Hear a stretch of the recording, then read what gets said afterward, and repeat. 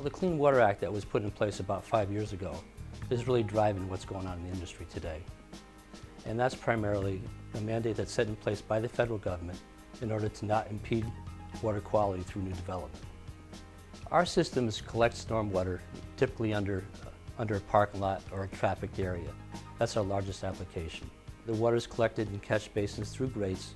It's captured in pipes and fed into our underground chambers.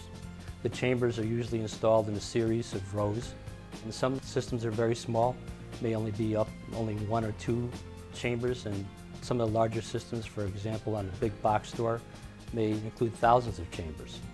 Years ago, the structures were made out of concrete. They were heavy, difficult to install. Today, with our products, they're being lightweight. They're made out of plastic, high-density polyethylene that allow good infiltration to take place.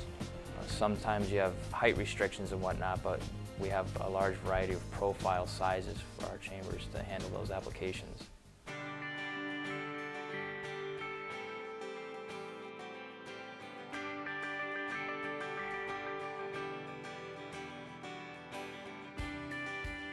On the back side of the property, there was an existing stream watershed going through the back of the property, and that's why we needed to utilize a smaller footprint to stay away from that stream and to still gain clearance away from the building. Most of the time now you have to do your water control, okay? And you lose acreage, you lose your property because they want detention ponds. Well, in place of detention ponds, they use the underground stormwater systems, the CULTEC systems now.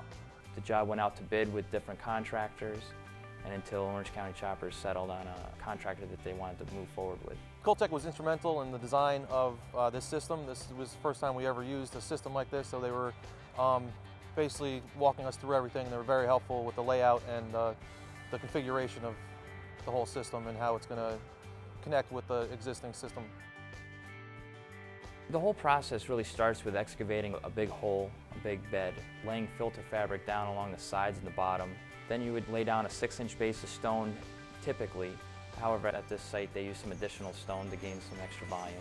Next, you would be laying down the chambers, your header system, your manifold, and then connecting to your storage chambers.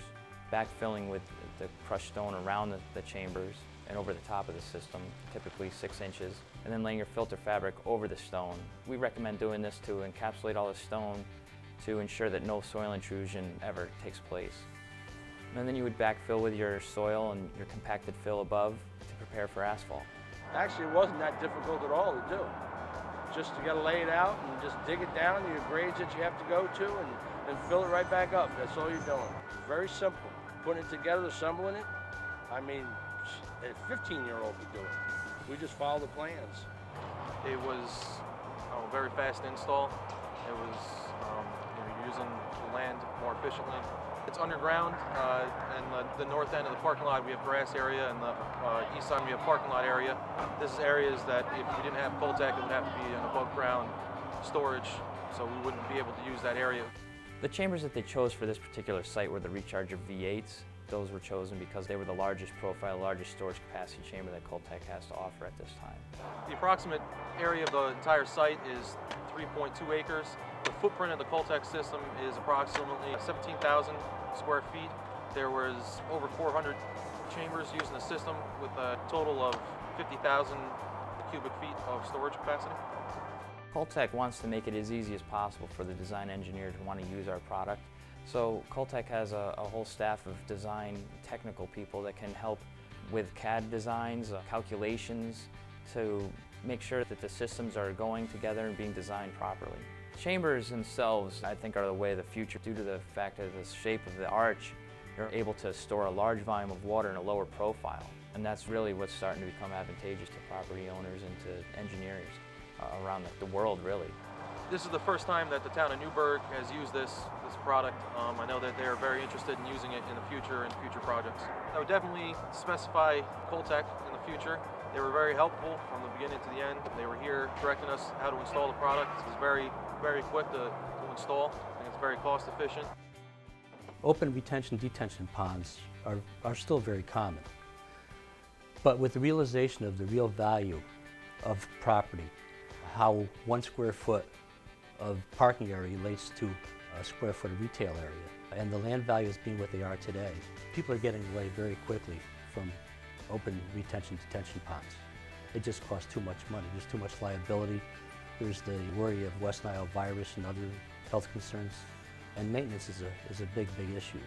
So it might appear to be a costly installation compared to an open pond by having to buy structures and put them underneath the parking lot.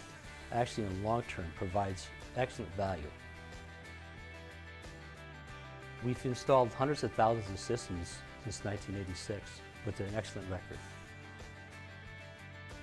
CULTEC was great to work with. There's a lot of different variations of almost same product, and CULTEC was, really the #1